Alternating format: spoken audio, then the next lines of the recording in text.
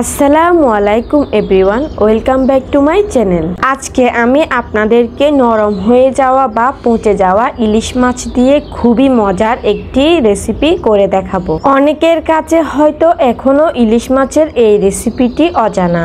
অনেক সময় বাজার থেকে ইলিশ মাছ কিনে আনার পর দেখা যায় মাছ নরম হয়ে গিয়েছে বা পচে গিয়েছে। সেই নরম হয়ে যাওয়া মাছ দিয়ে আপনারা খুব সহজেই এই রেসিপিটি তৈরি করে নিতে পারবেন। অসম্ভব সুস্বাদু এই রেসিপি কেউ একবার খেলে এর স্বাদ কোনোদিন ভুলতে পারবে না। এই রেসিপিটা আমার খুবই পছন্দের একটি রেসিপি। গরম গরম ভাতের সঙ্গে খেতে যে কতটা মজা এটি আমি আপনাদেরকে বলে বোঝাতে পারবো না। যারা কাঁটার ভয়ে ইলিশ মাছ খান না তাদের জন্যও একটি পারফেক্ট রেসিপি হলো এটি, কারণ এটি তৈরি করার পর ইলিশ মাছের কোনো কাঁটাই আর অবশিষ্ট থাকবে না। আশা করছি আমার আজকের এই আনকমন রেসিপিটা আপনাদের সবার কাছে বেশ ভালো লাগবে। রেসিপিটি তৈরি করার জন্য আমি এখানে নিয়েছি দুইটি মোটামুটি ছোট সাইজের নরম হয়ে যাওয়া ইলিশ মাছ। আমি আপনাদেরকে মাছগুলো একটু আঙ্গুল দিয়ে প্রেস করে দেখিয়ে দিচ্ছি যে মাছগুলো ঠিক কতটা নরম। এবার আমি এই মাছগুলোকে কেটে নিয়ে ভালোভাবে ধুয়ে পরিষ্কার করে নিব। দেখুন এখানে আমি মাছ দুটিকে কেটে ভালোভাবে ধুয়ে পরিষ্কার করে নিয়েছি। এবার আমি রান্নার প্রসেসিংয়ে চলে যাব। একটি পাত্রের মধ্যে আমি কেটে রাখা সবগুলো মাছের টুকরোকে নিয়ে নিলাম। মাছগুলোকে সেদ্ধ করার জন্য দিয়ে দিচ্ছি হাফ চা চামচ পরিমাণে হলুদের গুঁড়া আর হাফ চা চামচ পরিমাণে লবণ। এবার প্রায় 2 কাপ পরিমাণ পানি দিয়ে মাছগুলোকে চুলায় বসিয়ে সেদ্ধ করে নিব। দেখুন এখানে আমি মাছগুলোকে চুলায় মিডিয়াম হিটে বসিয়ে দিয়েছি। এবার ঢাকনা লাগিয়ে মাছগুলোকে ভালো করে সেদ্ধ করে নিতে হবে। প্রায় 5 মিনিট পর আমি মাছগুলোকে একটা স্প্যাচুলার সাহায্যে নেড়েচেড়ে দিচ্ছি।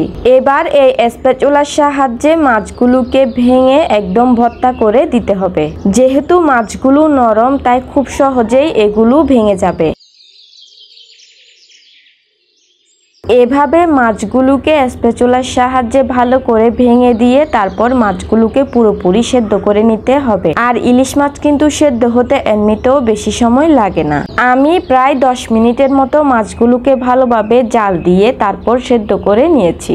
আমার মাছগুলো সেদ্ধ করা হয়ে গিয়েছে। এবার আমি এগুলোকে চুলা থেকে নামিয়ে পুরোপুরি ঠান্ডা করে নিব। দেখুন এখানে আমি মাছগুলোকে চুলা থেকে নামিয়ে নিয়েছি। এবার এই মাছগুলো ঠান্ডা হতে হতে আমি বাকি প্রিপারেশনগুলো করে নিব। আমার যা যা মশলা লাগবে তা আমি একটা প্লেটের মধ্যে এখানে এরকম করে নিয়েছি এখানে 1 কাপ পেঁয়াজ কুচি, নিয়েছি এখানে হলুদ গাছের পাতা। নরম হয়ে যাওয়া ইলিশ মাছের মধ্যে একটা গন্ধ থাকে, তাই এই রেসিপিতে হলুদ গাছের পাতা ব্যবহার করতে পারলে আর কোনো গন্ধই থাকবে না। আর হলুদের পাতার কারণে কিন্তু খুব সুন্দর একটা স্মেল ছড়াবে, যেটা অসম্ভব ভালো লাগে এই রেসিপিতে। তবে আপনাদের হাতের কাছে যদি হলুদ গাছের পাতা না থাকে সেক্ষেত্রে এটি না দিলেও চলবে, এতে স্বাদের কোনো হেরফের হবে না। হলুদ পাতা ছাড়াও আপনারা এই রেসিপিটি করে নিতে পারবেন। এরপর এখানে আমি নিয়েছি পরিমাণ মতো বাতাবি ধনেপাতা। আপনারা যে কোনো ধনেপাতা নিয়ে নেবেন। আমার হাতের কাছে এই ধনেপাতা ছিল তাই আমি এটি নিয়েছি। এরপর এখানে নিয়েছি হাফ টেবিল চামচ পরিমাণ মাংসের মশলা। তবে চাইলে আপনারা এই পর্যায়ে ধনে গুঁড়াও নিতে পারেন মাংসের মশলার পরিবর্তে। নিয়েছি এখানে লাল মরিচের গুঁড়া 1 টেবিল চামচ, রসুন বাটা নিয়েছি হাফ টেবিল চামচ, আদা বাটা নিয়েছি হাফ টেবিল চামচ, হলুদের গুঁড়া নিয়েছি আরো হাফ চা চামচ। যেহেতু আমি মাছগুলো সেদ্ধ করার সময় হলুদের গুঁড়া দিয়েছিলাম তাই এই পর্যায়ে একটু কম নিয়েছি। 4টি মাঝারি সাইজের কাঁচা মরিচকে মাঝখানে ফালি করে নিয়েছি। 2টি গোটা রসুন কুচি। লবণটা আমি এই পর্যায়ে নিয়ে নেইনি, লবণটা আমি রান্নার সময় ব্যবহার করব। এই সবগুলো মশলা দিয়েই আজকে আমি রান্নাটা করে নিব। এদিকে আমার সেদ্ধ করে রাখা মাছগুলো পুরোপুরি ঠান্ডা হয়ে গিয়েছে। এখন আমি মাছগুলো থেকে হাতের সাহায্যে বড় বড় কাঁটাগুলো নিয়ে নিচ্ছি। তবে আপনারা চাইলে এই পর্যায়ে একটা ছাঁকনির সাহায্যে ছেঁকেও মাছগুলো থেকে কাঁটা আলাদা করে নিতে পারবেন। একইভাবে আমি সবগুলো কাঁটাকে আলাদা করে নিব। এই কাজটি করা কঠিন মনে হলেও কিন্তু বাস্তবে এটি করা একদমই কোনো কঠিন না। দেখুন এখানে আমি সবগুলো কাঁটাকে আলাদা করে একটা বাটিতে নিয়ে নিয়েছি। এই কাঁটাগুলোর মধ্যেও যেহেতু আরো কিছুটা মাছ অবশিষ্ট রয়ে গিয়েছে, তাই এখানে আমি আরো প্রায় 1 কাপ পরিমাণ পানি দিয়ে এভাবে হাতের সাহায্যে কষলে কষলে কাঁটাগুলোর মধ্য থেকে মাছগুলোকে বের করে নিচ্ছি। এভাবে করে নিলে আর কোনো মাছই কাঁটার মধ্যে অবশিষ্ট থেকে যাবে না।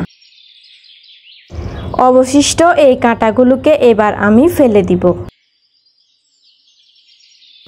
কাঁটা বেছে নেওয়ার পর এই যে এই অবশিষ্ট মাছের পানিগুলো বের হয়েছে, এগুলোও আমি আগের পাত্রের মধ্যে ঢেলে দিলাম। দেখুন এই মিশ্রণের মধ্যে কিন্তু এখন আর কোনো কাঁটাই অবশিষ্ট নেই। এবার এগুলোকে রান্না করতে চলে যাব চুলায়। ভিডিওর মাঝখানে একটা রিকোয়েস্ট করে নিচ্ছি, আমার রেসিপিগুলো যদি আপনাদের ভালো লেগে থাকে তাহলে অবশ্যই আমার চ্যানেলটি সাবস্ক্রাইব করে পাশের বেল আইকনটি অন করে রাখবেন। চুলায় এখানে আমি একটা ফ্রাই প্যান মিডিয়াম হিটে বসিয়ে দিয়েছি। তারপর এই প্যানের মধ্যে দিয়ে দিচ্ছি 4 টেবিল চামচ পরিমাণে রান্নার রেগুলার তেল। তেল ভালোভাবে গরম হয়ে যাওয়ার পর আমি প্রথমেই পেঁয়াজ কুচি আর রসুন কুচিগুলোকে দিয়ে দিচ্ছি। এবার এই পেঁয়াজ কুচি আর রসুন কুচিগুলোকে হালকা বাদামি করে ভেজে নিব। যখন পেঁয়াজ আর রসুন কুচিগুলোর কালার এরকম হালকা বাদামি হয়ে আসবে, তখন আমি আগে থেকে নিয়ে রাখা সবগুলো মশলাকে দিয়ে দিব। শুধু বাতাবি ধনেপাতা ছাড়া এই পর্যায়ে আমি সব কিছুকেই দিয়ে দিব। ধনেপাতা আমি রান্নার শেষে ব্যবহার করব। সবগুলো মশলাকে দেয়া হয়ে যাওয়ার পর এবার মশলাগুলোর মধ্যে হাফ কাপ পরিমাণ পানি দিয়ে মশলাগুলোকে ভালো করে কষিয়ে নিতে হবে। ভালোভাবে নেড়েচেড়ে মশলাগুলোকে প্রায় 3 থেকে 4 মিনিট কষিয়ে নিব। মশলাগুলোকে ভালোভাবে কষিয়ে নেওয়া হয়ে যাওয়ার পর আগে থেকে ছেঁকে রাখা সবগুলো মাছকে দিয়ে দিব। এবার চুলার আঁচটাকে বাড়িয়ে রেখেই ঢাকনা ছাড়া কিছুক্ষণ পর পর নেড়েচেড়ে দিয়ে এই মাছগুলোকে রান্না করে নিব। এই পর্যায়ে কিন্তু ঢাকনা দেওয়া যাবে না। ঢাকনা দিলে ঢাকনার থেকেও অনেকগুলো পানি বের হয়ে এই পানিগুলো সহজে শুকাতে চাইবে না। তাই ঢাকনা ছাড়াই এগুলোকে রান্না করে পানিগুলোকে একেবারে শুকিয়ে নিতে হবে। বেশ কিছুক্ষণ জাল করার পর দেখবেন মাছগুলোর থেকে পানিগুলো শুকিয়ে মাছগুলো আলাদা হতে শুরু করেছে। এই পর্যায়ে আমি দিয়ে দিচ্ছি আরো হাফ চা চামচ পরিমাণে লবণ। যেহেতু আমি মাছগুলো সেদ্ধ করার সময় লবণ ব্যবহার করেছিলাম, তাই এই পর্যায়ে লবণের পরিমাণটা একটু বুঝে শুনেই দিতে হবে। আর এগুলো রান্না করার সময় কিন্তু কিছুক্ষণ পর পর এসে নেড়েচেড়ে দিতে হবে। দেখুন এই পর্যায়ে কিন্তু এগুলোর ঝোলগুলো গাঢ় হতে শুরু করেছে, অর্থাৎ পানিগুলো কিন্তু এই পর্যায়ে টানতে শুরু করেছে। আপনারা চাইলে এগুলোকে এই পর্যায়েও নামিয়ে নিতে পারেন, তবে এগুলো একটু মাখা হয়ে গেলেই খেতে বেশি ভালো লাগে। তাই আমি এগুলোকে আরো জাল করে পানিগুলোকে একেবারে কমিয়ে নিব, যাতে কোনো পানি আর অবশিষ্ট না থাকে। যখন এগুলো এরকম ঘনত্বে চলে আসবে তখন বুঝে নিতে হবে যে এগুলো তৈরি হয়ে গিয়েছে। আমার এগুলো এই পর্যায়ে হয়ে গিয়েছে। এগুলোকে চুলা থেকে নামানোর আগে দিয়ে দিব কেটে রাখা সেই বাতাবি ধনেপাতা কুচি। এবার এগুলোকে চুলা থেকে নামিয়ে পরিবেশন করে নিব। তৈরি হয়ে গেল অনেক বেশি মজাদার আর লোভনীয় স্বাদের পচা ইলিশ মাছের মরিচখোলা। আমাদের জেলায় আমরা এটিকে মরিচখোলা হিসেবে বলে থাকি। এই মরিচখোলা দিয়ে গরম ভাত খেলে 1 প্লেট ভাত নিমিষেই শেষ হয়ে যাবে।